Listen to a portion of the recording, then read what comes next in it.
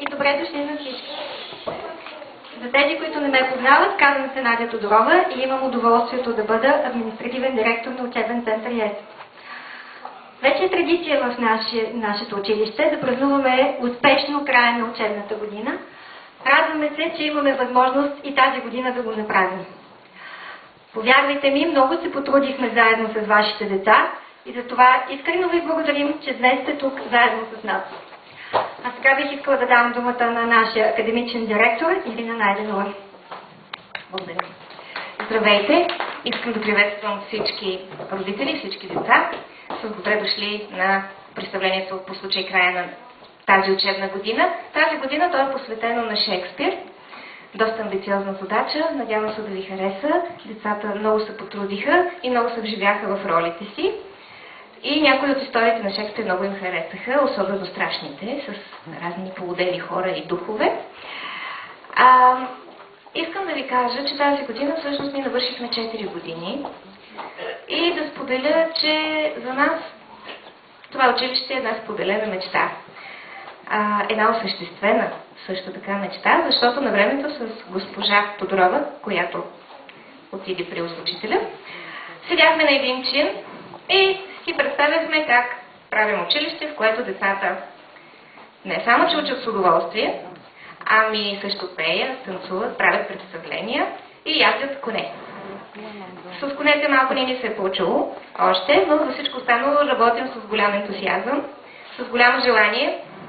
Просто сме от тези хора, които работят това, което им доставя удоволствие.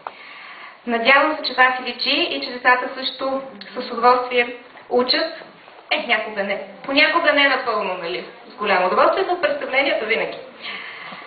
Сега, искам да кажа, че сме много благодарни на целия наш екип, нашите колеги от занималнята, госпожа Адриана Пакскова, госпожа Ели Русева, които, както и госпожиците по английски език Милена и Кати, които също като нас, с голямо желание, с голяма грижа и отговорност към децата и с много търпение работят с тях.